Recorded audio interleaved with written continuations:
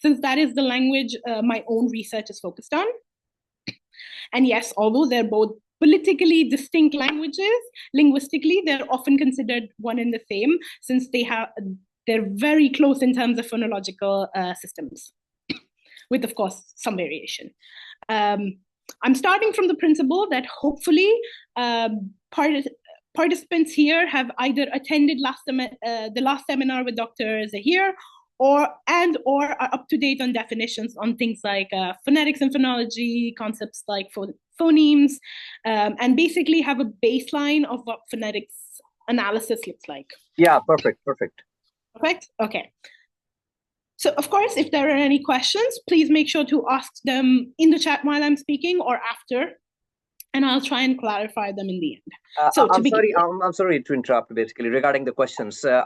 We will have a session, mid-question session, and then we will have an end question session, okay? So rather than you keep on dropping your question, it would be better to just wait. Okay, so exactly at 9, we will have a mid-question session, and at that time, you can, type your questions in the chat box. Exactly. Thank you. Okay, so to begin, at its core, socio-phonetics examines phonetic details encoded and constructs social meaning. So what is socio-phonetics then? Oops. Sorry, I didn't like. Okay. So what is socio-phonetics then? So socio-phonetics is the interface of phonetics and sociolinguistics. We connect measurable acoustic and articulatory variation to identity, stance, style, and group membership. The classic statement argues that linguistic representation are exemplar-like, combining linguistic and indexical information from the earliest stages of acquisition. So in terms of history, the term sociophonetics itself can be traced back in literature to about 1975, where it can often be traced to Thérèse Lafontaine's PhD thesis on Quebec French, so Quebecois. She studied phonological variables like vowels, a, I, o, consonants, and examined their covariation with social factors, such as age, sex, education, and occupation. She analyzed style shifts and attitudes and how it linked to phonetic variation. She used a Labovian variationalist methodology like interview style, stratification, and quantitative analysis. But why did she use that methodology? It's because one of the earliest introductions of acoustic analysis to variation studies was brought into the sociolinguistic toolkit by Labov, most famously the Martha's Vineyard study on AR rising in 1963, which was the first major work to show that sound change is socially motivated, not just a mechanical phonetic drift. So moving on to some benchmark theory, some basic theories about it. We have Folks and Doherty from 2006, which defines sociophonetics as integration of social meaning and phonetic detail. It says that a fine-grained phonetic variation is socially meaningful. It argues that phonology must include identity and usage-based patterns, that is indexicality. So features that point to a certain social identity or context. It demonstrates that the interdependence of physical, cognitive, and social pressures, which is why it's considered the framework for linking phonetic detail with social meaning, and a foundational model that establishes sociophonetics as a unified field. Then we have Eckhart 2008, which argues that so-called ethnolets are not fixed linguistic categories, but fluid, socially constructed ways of speaking that emerge from the speaker's ongoing identity work. She shows that phonetic variables function as indexical resources, allowing speakers to perform stances and personae. rather than just simply reflect membership in rigid groups. Doing so, the article demonstrates that identity actively shapes phonetic production, challenging this essentialist view of linguistic categories. So to give you a bit of a concrete example, retroflexion, which is my area of research, is a characteristic of South Asia as a linguistic area. Therefore, retroflexion is perceptually and typologically associated with what is called South Asian speech. So the core questions in this field are actually threefold. How do social categories like class, ethnicity, gender, or locality correlate with phonetic patterns? The key insight in these categories aren't fixed containers. Eckert shows that they're actively constructed in social practices, and linguistic variation aligns with local activities, orientations, and persona, rather than just static demographic labels. Secondly, we have how do listeners take subtle phonetic cues and turn them into social judgments. Socioperceptual research shows that listeners constantly interpret fine phonetic detail. Niedzelski's 1999 study demonstrates that simply labeling a speaker as Canadian changed completely how Detroit speakers perceived the speaker's vowels. Likewise, Campbell-Kimball's experiments reveal that small variations, especially the English variable ing, so like the difference between talking and talking, meaningfully shifts judgments of intelligence, masculinity, friendliness, and overall persona, showing just how much social reasoning listeners do from tiny phonetic cues. Number three, we have how are indexical fields negotiated?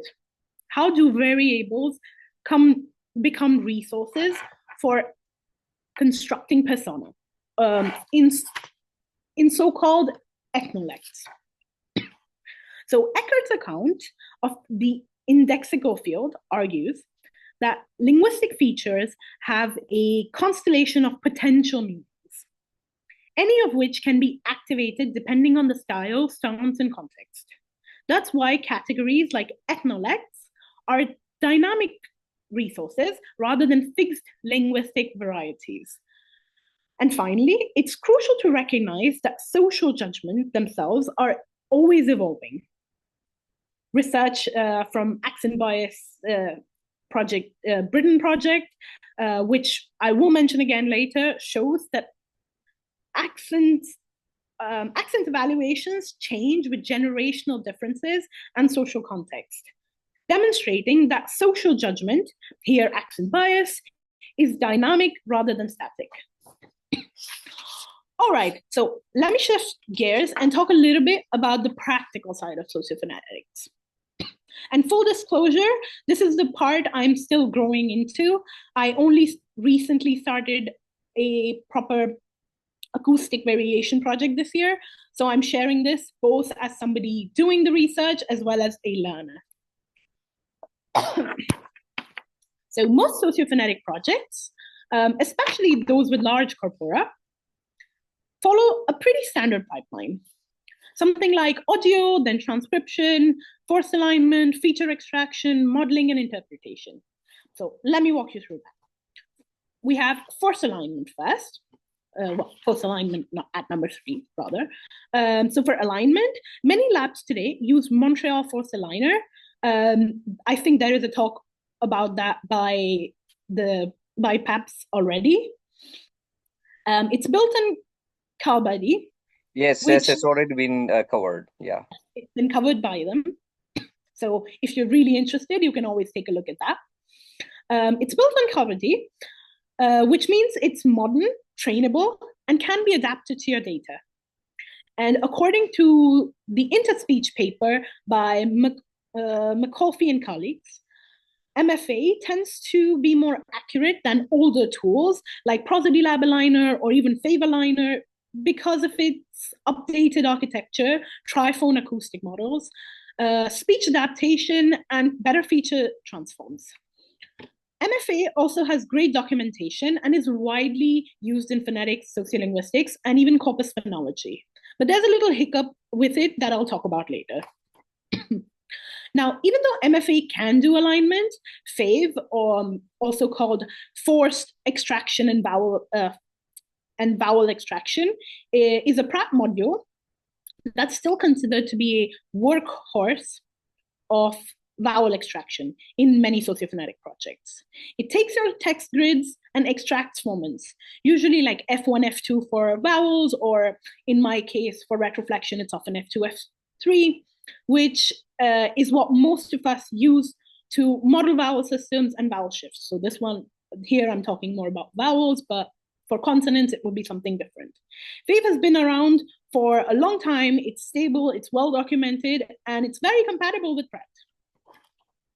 Now, honestly, I would show you a FAVE module, but it looks a lot like basic codes, which can scare people off. So instead, PRAP visuals are way more intuitive and interesting to look at. So let's just look at a couple of them right here. So this is literally an example from my thesis. So it's retroflexes versus dental. So as you can see, you've got the F1, F2, F3, F4, and here you can see that there's no, it goes whoop and whoop, because this is a the sound, a voiced, oh yeah, it's voiced because we can see the spectrogram right here. It's a dental plosive because we've got the VOT. And the other one is a retroflexed dental, retroflexed plosive, so like a duh sound, and you can see a little bit of convergence there. But spectrograms, these are like basic visualizations that are the backbone of acoustic phonetics. If you've ever used PRAP before, you've definitely seen these and the tools that we use. PRAP is basically the standard software for acoustic analysis. Spectrograms, phoneme tracking, intensity, F-zeros, and all major tutorials really emphasize that these conventions come straight out of classic acoustic phonetics. For fundamentals, I usually cite Keith Johnson's acoustic and auditory phonetics, or for those of you who can understand French, full credit here, Jacqueline Bessia's textbook called Phonétique, because she's the one who trained me. I found her explanations quite clear. So moving on to perceptual experiments. This is where we probe on how listeners actually use social information to shape their phonetic categorization. In sociophonetics, perceptual experiments usually follow a classic design. You have AX, so again, these are examples from my own thesis, so they might be in French, sorry about that. So you have the first one, which is AX, where you just discriminate whether the first sound that you heard was similar, the two sounds that you heard were similar or different. Then you have AXB, where participants judge whether or not token X was the same as token A or token B, which are generally little sounds. Although in sociophonetics, that can be longer sounds, speech recordings, so that's why we just call them tokens. And then you have identification, where listeners pick which sound or category they think they heard. And you have another one, which is called matched Geiss evaluations, where the stimulus stays the same, but the social meaning shifts. And which is very specific to sociophonetics, by the way. And we watch how social judgments change even when acoustic signal doesn't match that expectation. So when we talk about perception in sociophonetics, we're not just talking about identifying vowels. We're asking people, we're really asking that how do people hear identity through sound? Now, mixed models and recent developments. So in recent development, there has been a very interesting development, a 2022 paper in the journal Language by Erez Livan, Devani Sharma, and Yang He, it introduces an approach they call dynamic sociolinguistic processing. The key idea here is that the listener's judgments don't stay still. So as someone speaks, the listener is constantly updating their sense of who the speaker is, how competent they seem, and how their voice fits into social categories. This study in particular measured real-time evaluations of 2 regional British accents during a mock law firm interview.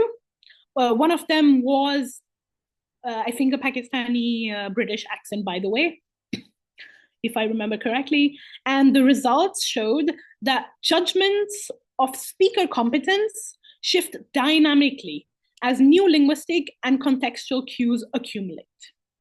This is important because most older work treated social evaluation as a single decision, like one rating at the end of a sound clip. But with Levon and colleagues show is that perception is incremental. Listeners make inferences under uncertainty, and those inferences change moment by moment as they get more evidence from the voice. So this is a contribution in methods, but it's also a theoretical shift.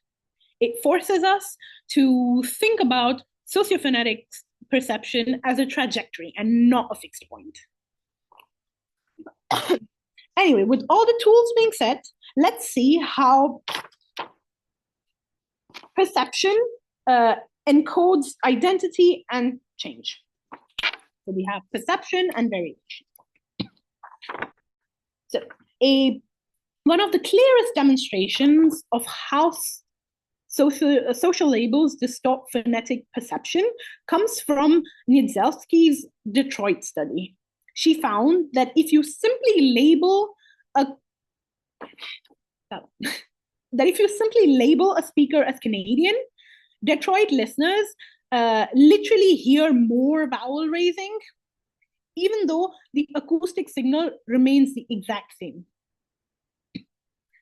This is a powerful example of how social expectations override the raw acoustics, reshaping what listeners believe they hear. In other words, our perception is not neutral, it's socially guided. Then we have the next one, which is, Then we have the next one, which is all about, and then we have here Campbell Kibler's work. This is a classic reference. Her matched guise experiments, that's why I mentioned matched guise experiments, show that ing variable, so the difference between talking and talking, systematically modulates judgments of southernness. So whether or not you're from the South, this one was done in the US, so from the South, education, and masculinity. So even when a voice is perceived as gay, all of this is triggered by one tiny phonetic alteration. It's one of the strongest pieces of evidence, honestly, that a very small phonetic variant can be densely indexical, that they carry rich social meaning. Then we have exemplar plotting. This is a really elegant example that comes from Hay, Nolan, and Drager. I will give you all the bibliography in the end. They showed that if you simply print words like Australian or New Zealander at the top of the answer sheet, listeners' vowel categorization shifts in the direction of the labeled variety, even when the stimuli are identical. This fits perfectly with exemplar-based models of perception. So, by the way, exemplar-based models propose that speech perception relies on detailed memories of individual tokens that store both acoustic and social information, allowing social expectations to directly shape phonetic categorization. So this fits well because in these models, social information and acoustic traces coexist in memory. You activate one and you automatically activate the other. It's a reminder that the mind, it bundles sounds, identities, expectations together as a single perceptual system. And now a great example of mixed models in practice is the accents bias project written. It's something I really recommend looking at for anybody that's interested in sociophonetics. So this second piece ties directly into, this second piece that ties directly into this accents written project, which uses exactly this kind of like multi-layered methodology. So this project, what it does is combines large-scale national attitude surveys, controlled experiments testing accent bias in professional hiring contexts, real-time evaluation tasks, similar to Levon's dynamic processing model that I had talked about, and detailed sociophonetic analysis of accent features. So the project is publicly available and they have all their materials available online. So this project documents concrete patterns. For example, non-standard regional accents in the UK are often rated more negatively than received pronunciation or the standard Southern British English. But these patterns shift across generations, social contexts, and tasks, showing that accent bias is dynamic and not fixed.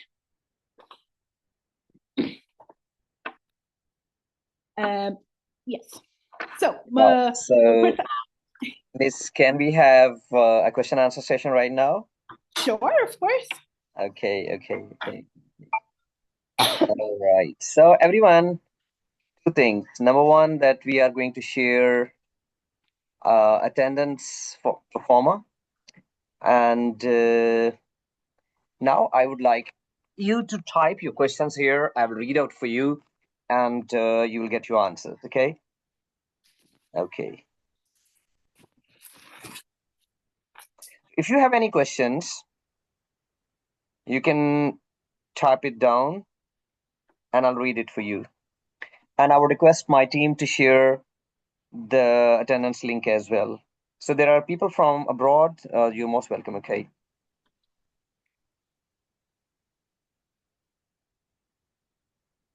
Okay, so Sundar, you pasted the same message. Okay, that's all right. Okay, so does it mean that we don't have any question right now? Maybe you will have another chance to ask the questions at the end as well. But I saw a question, so I would like to read that. So no, there is no question. Okay. Okay. Yeah. So the attendance link is shared, and we can carry on. And if you have any question, you can type it down at the end of this particular webinar. Now, ma'am, would you like to tell me that how much approximate time is to end this particular talk, which is absolutely wonderful, of course. Well, I'm on slide number 15, I think, and I have until 28. That's great. So at least we have half an hour. Okay, that's great. Yeah, so you can continue because right now we don't have any questions. So now we will ask these questions at the end. We have one question, by the way. What are the research prospects in Pakistani context? I think this is quite a generalized question. Yes, but I do try to answer this question in not just the Pakistani context, because I often work on the Indian context rather than the Pakistani context, but I did try to answer this question on the more general South Asian context. All right. So, ma'am, you can continue now. Okay. Thank you so much. Okay, so continuing on, perception is only half the story. The other half is how social meaning can be attached to variations that are produced. So we're going to look at production and variation. So here we have, oops, that didn't work very well.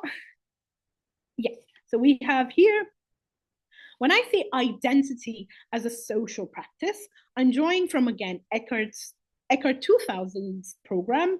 Linguistic variables are resources people use to not just perceive identity, but also to do identity locally in concrete practices.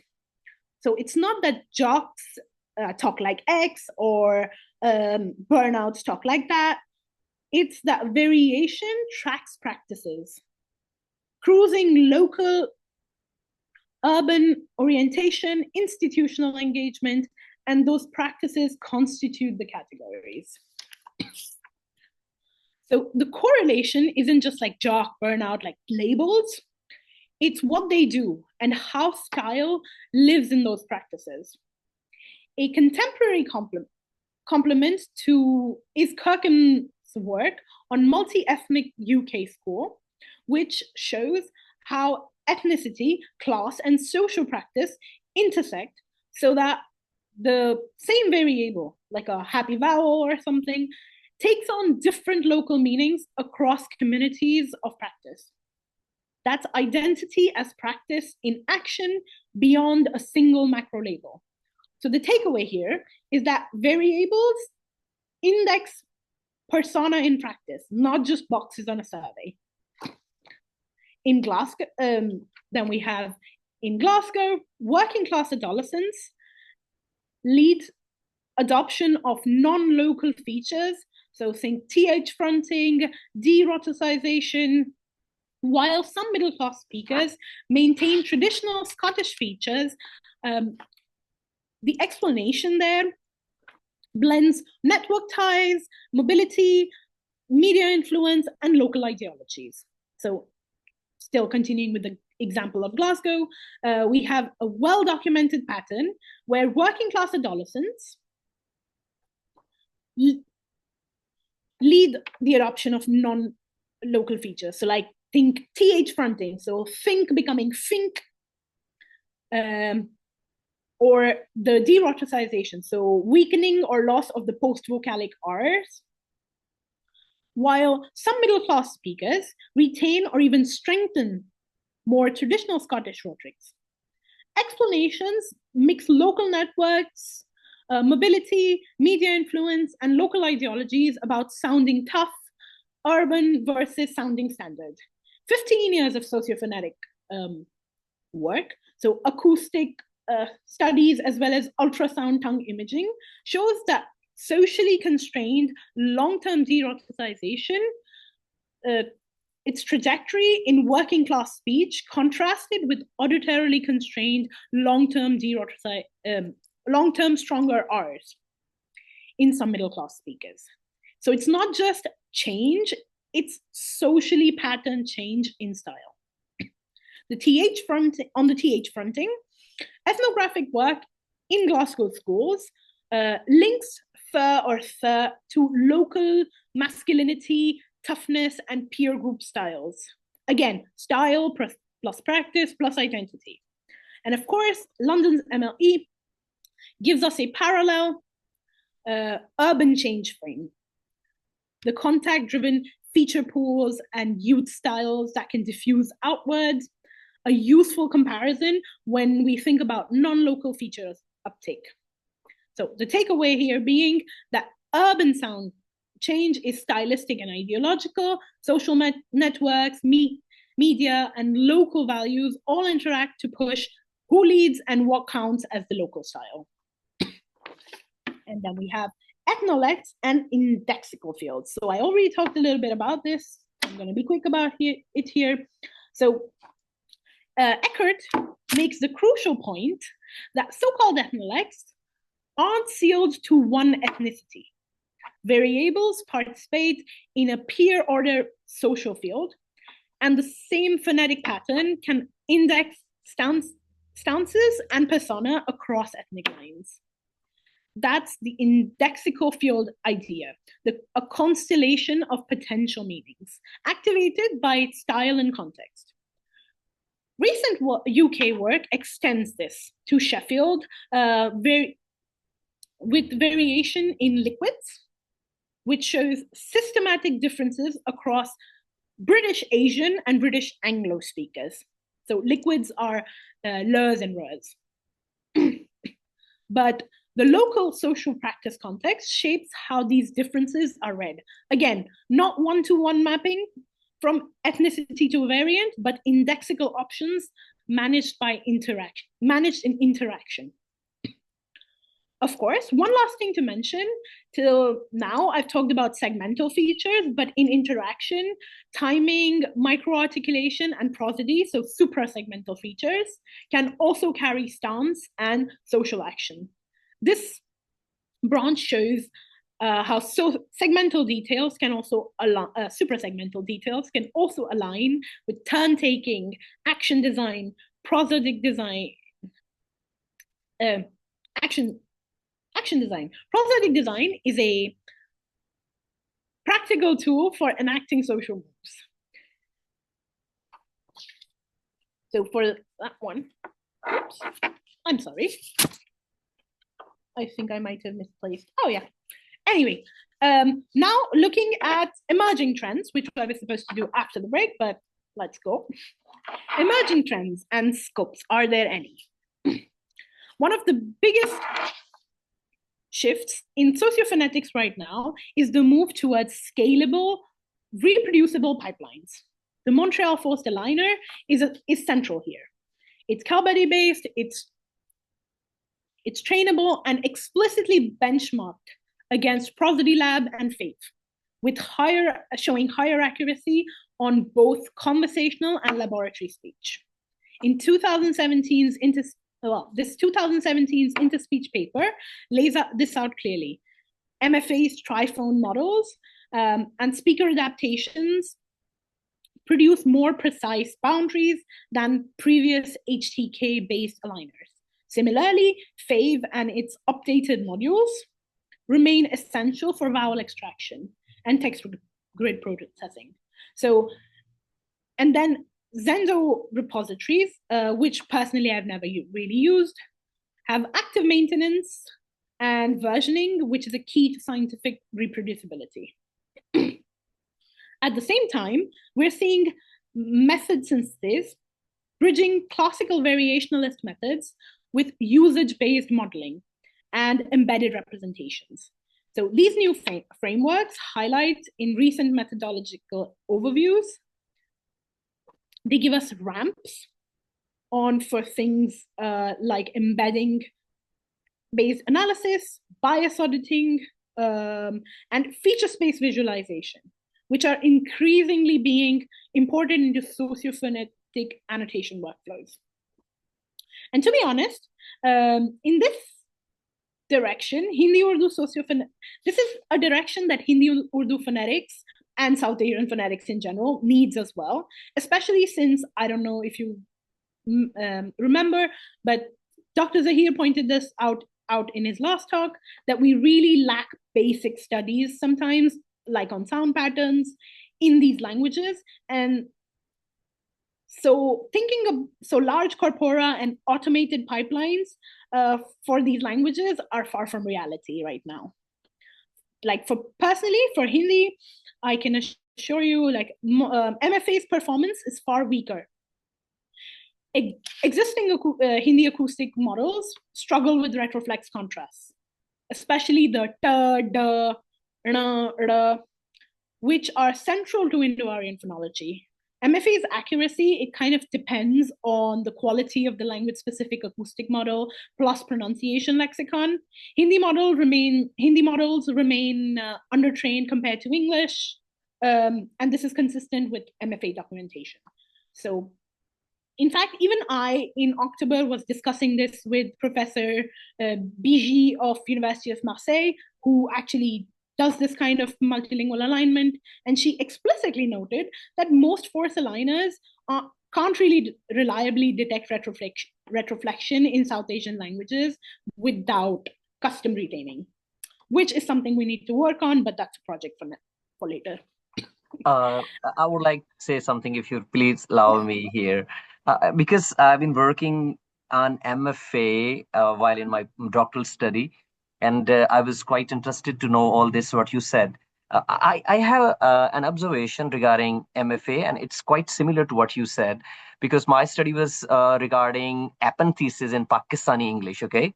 So it's not exactly, of course, Urdu or Hindi. It was English. But in my opinion, I tried my level best, though some success came through. But I personally feel that it is very, kind of case sensitive, and it was really, really, difficult to manage the epenthesis, alignment in MFA. Exactly. You have to do custom realignment because these models are just undertrained. I have tried MFA a couple of times, and this is exactly what happens every time. Like, retroflexion is really hard to detect. And given that, like I said earlier, it's a feature of all South Asian languages and South Asian speech, we need to have some work on it. I'm sorry, if you don't mind, I will just switch on the light because it's starting to get really dark out here. Sure, absolutely. Yeah.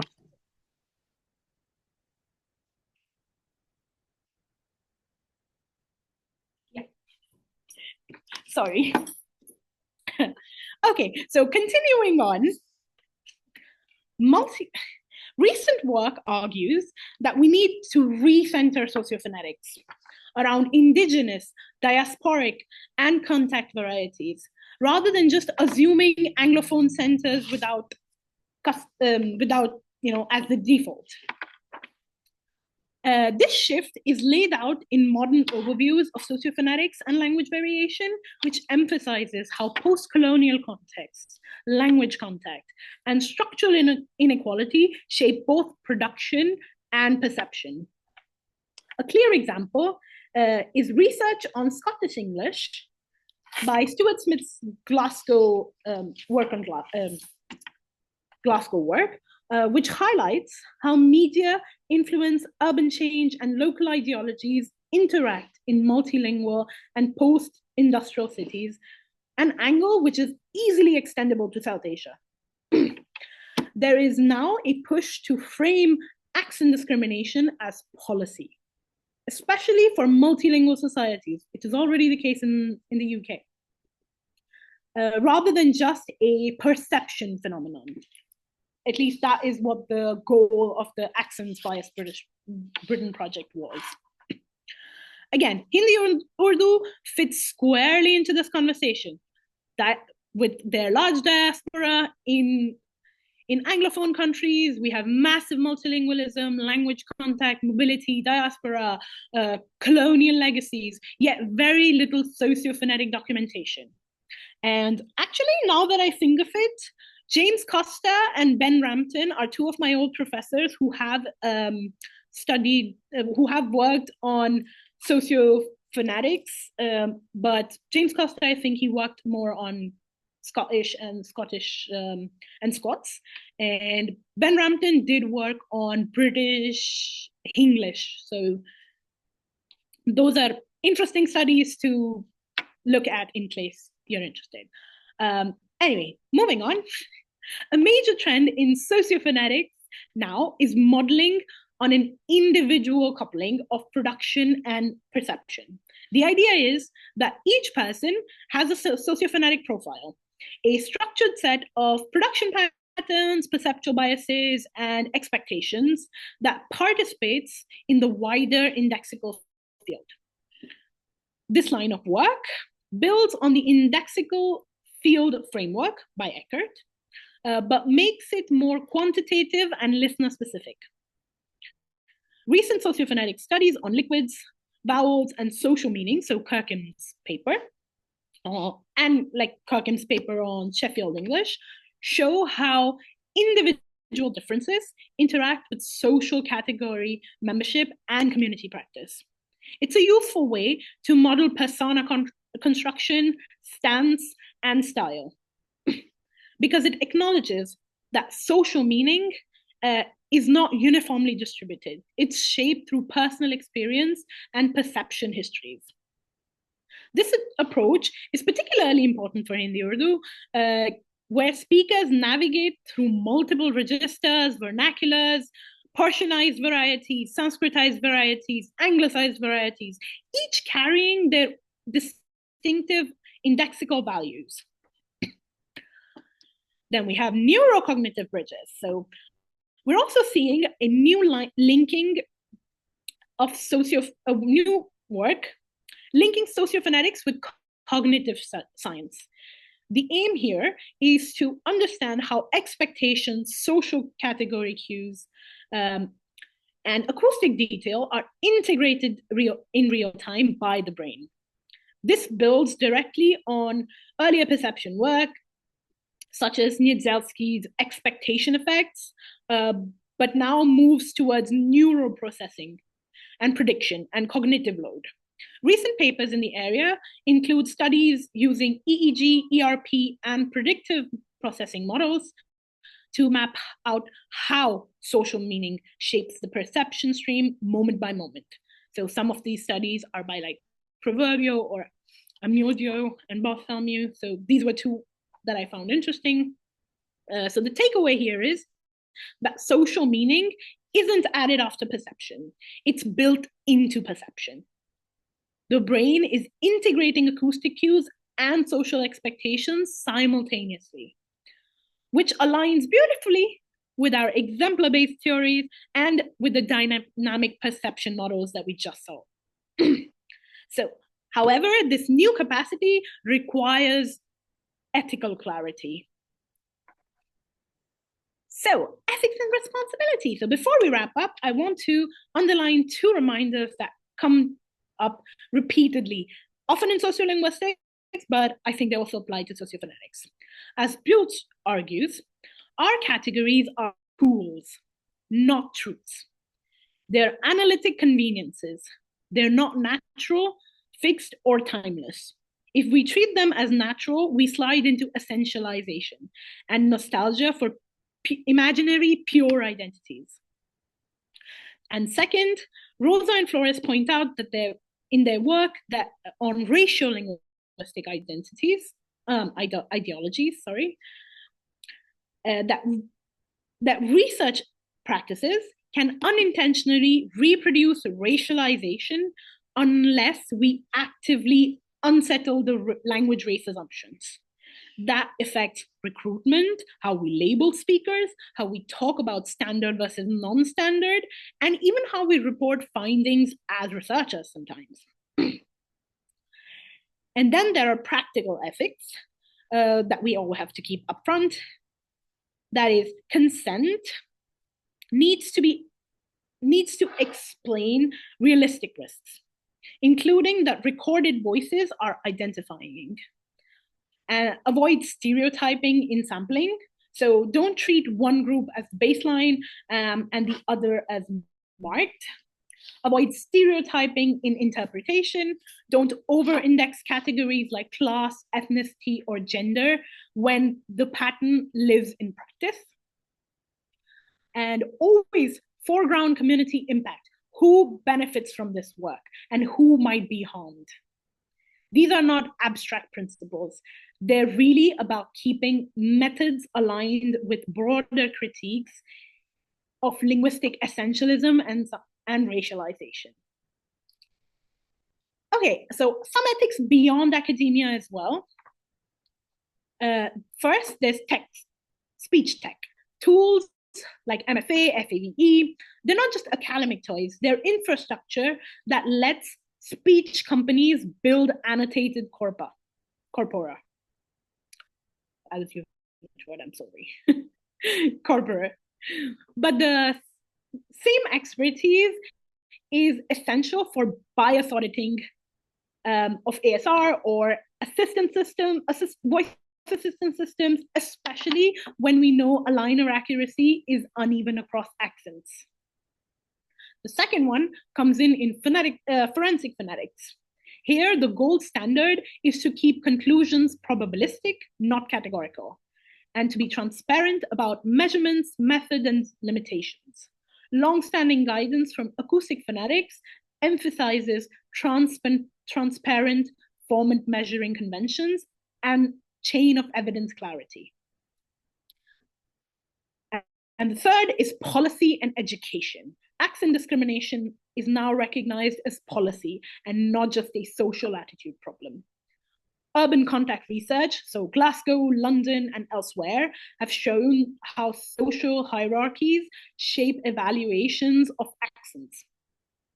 And this work feeds directly into anti-discrimination training, teacher education, and equity policies. All three domains, tech, forensics, policy, socio-phonetics is becoming increasingly central. So to give you a little recap, a six-step mini recipe. So what we do is we define the social question. So what are the social meanings, etc. Then we collect the context-rich data. We align and extract reproducibility. That is very important, that it should be reproducible. Model variation transparently, so mixed effects, clear effects, it depends. And then add a perception study for triangulation. So like I mentioned in the studies before. And then the last step is to interpret with indexical fields, not stereotypes, because meaning is a constellation of potentials, not a fixed label. So to sum everything up, sociophonetics is the study of how phonetic detail equates to social meaning interact, from fine acoustic cues to style, stances, and identities.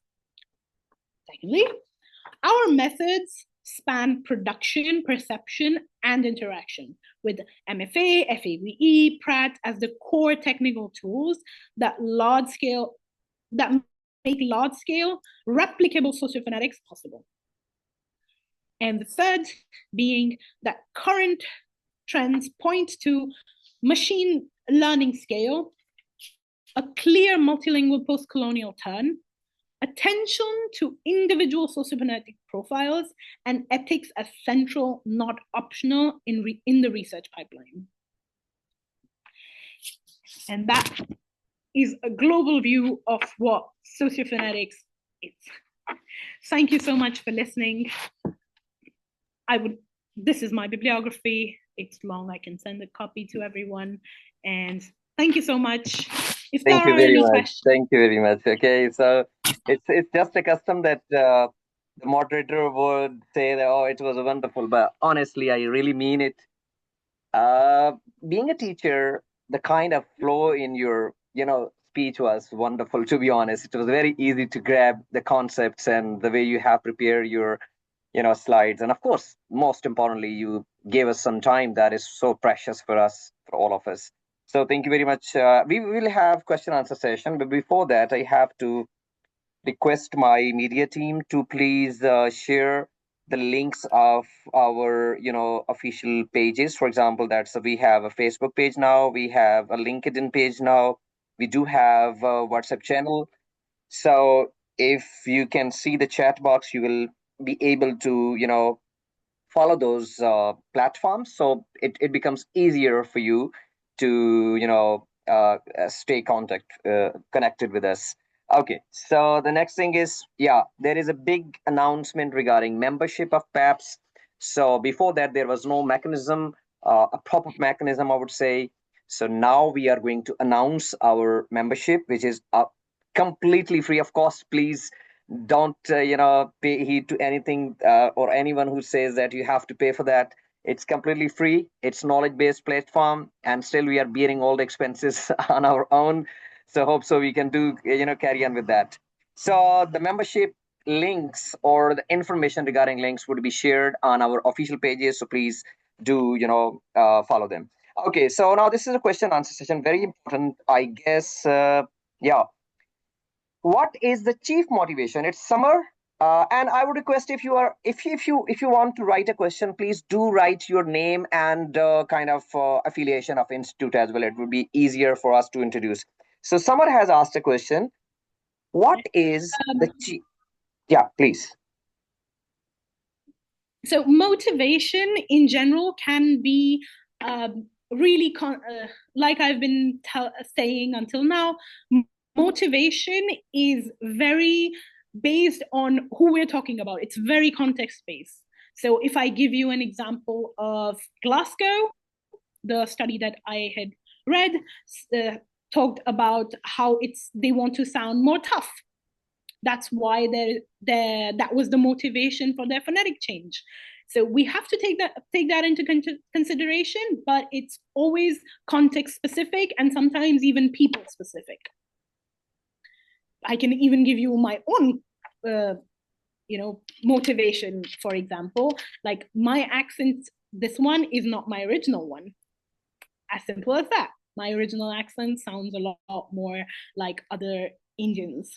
However, because I live in a Western country, in a European country, this is the accent that tends to work best for comprehension for other people. So that was the motivation there.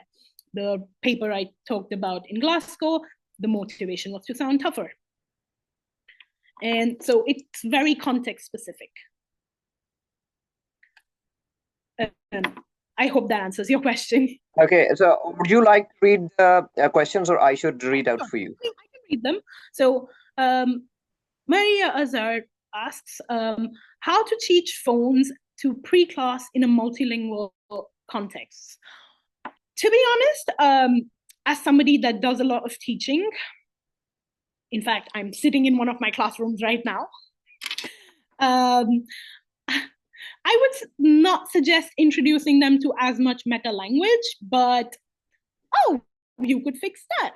That is there. It's a lot about raising awareness sometimes than actually teaching something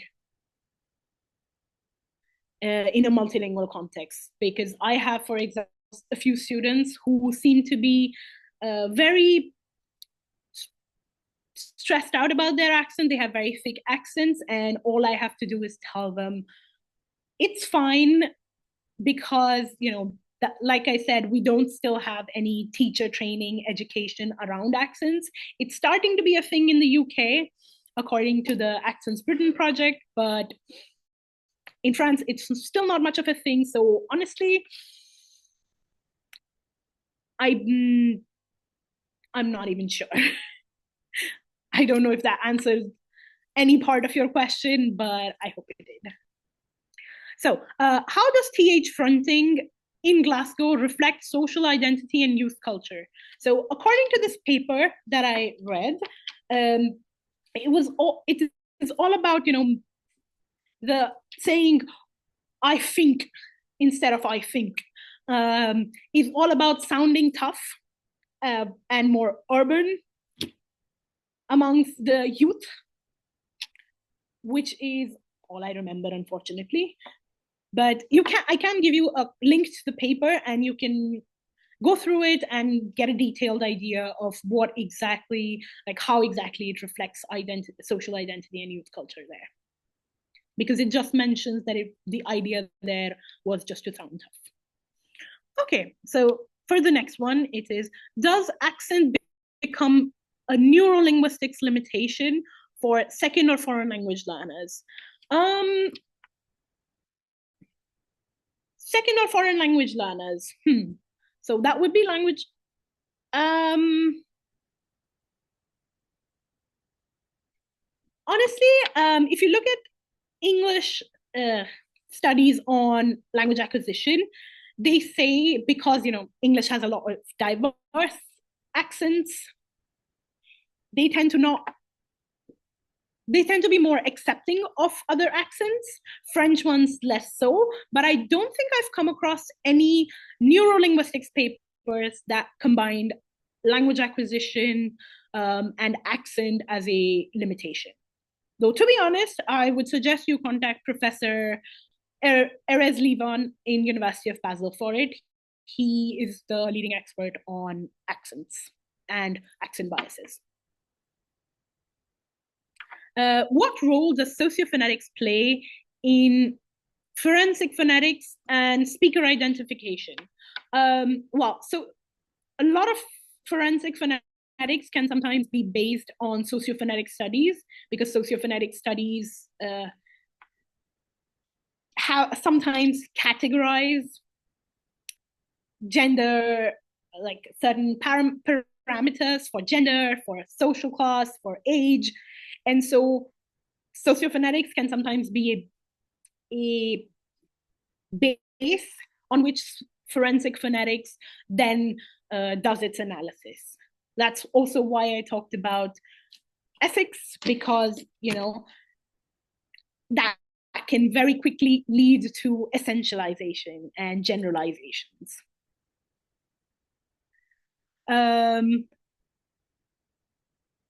Okay, so we have a question which says, how can ultrasound tongue imaging and electromagnetic articulography expand socio-phonetic inquiry besides acoustic correlates? To be honest, the only place where I seem to have seen it was in acoustic correlates until now. However, I cannot say I have come across all socio-phonetic papers, research papers, so I'm not sure how I can answer that one. Acoustic correlates, yes. Rest of them, prosody perhaps, so suprasegmental features, but other than that, I'm unfortunately not capable of answering that one. If you were designing a school curriculum, how would you integrate sociophonetics? I think I mentioned this before, but for sociophonetics, I wouldn't include much metadata, first of all. I would say that, okay, for example, just to retake the example that I mentioned multiple times, the talk-in versus talking. Talk-in is considered often to be a marker of talking and talking as of education.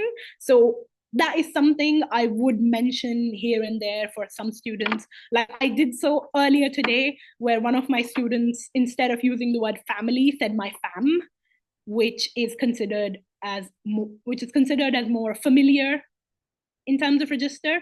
So I told him that, okay, you can say that, but it's more something you do at an oral level rather than a written level. So integrating it can look as simple as that.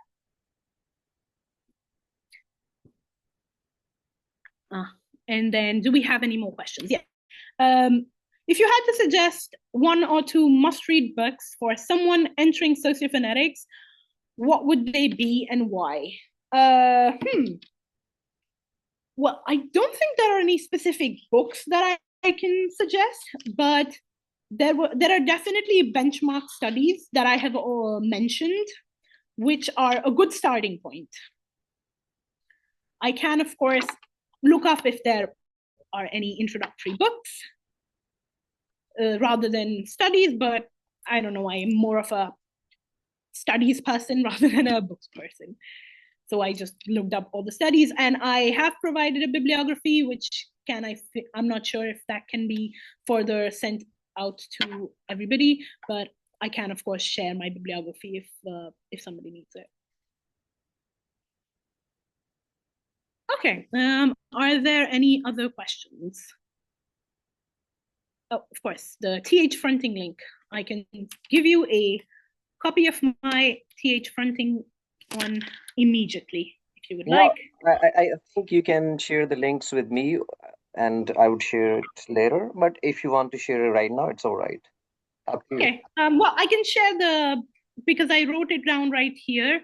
TH fronting. It was Campbell and yeah, because I mentioned all my bibliography. I just can't remember which exact one it was.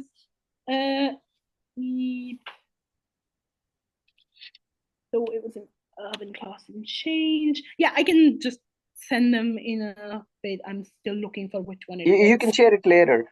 We have one more question that yes? It's from Riaz Lagari, lecturer in English in Qaid University, which is the top university in Pakistan, by the way. How can sociophonetics inform our understanding of phonology syntax interface, particularly in usage-based or constructionist frameworks where form, meaning, pairing are central? Okay.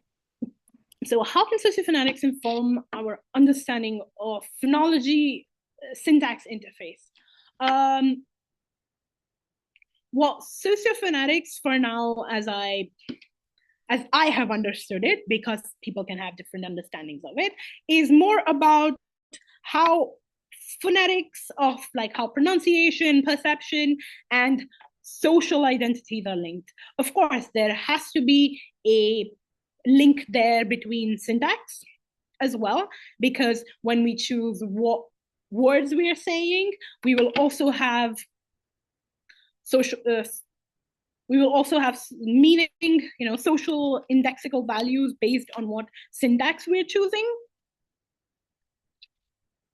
Of course, whether they're central or not, or how they might be, I'm sorry, I don't think I have any specific papers at the top of my head about it.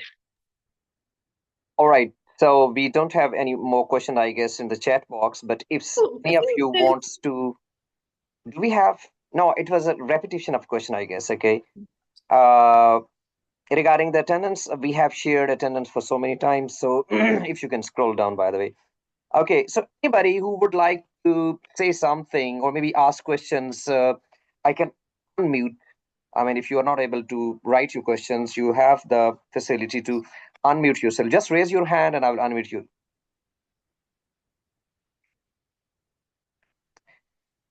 If you have anything to say, any question to ask, you can raise your hand. And okay, I guess we don't have anybody to. Yeah, we had definitely good questions from our audience. Let me check once again if there is anything.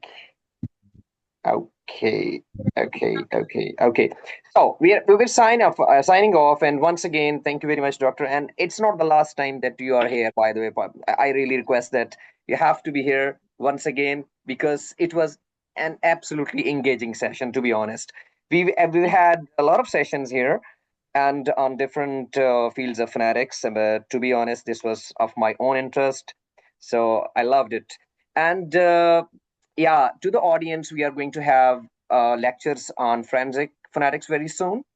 And one of my favorites is about IPA chart description. Okay, because most of us are very much confused about the symbol. So we are going to have a very, expert person, I would say, from one of the very renowned universities in Europe, and somebody who has studied in Oxford University in his doctoral studies.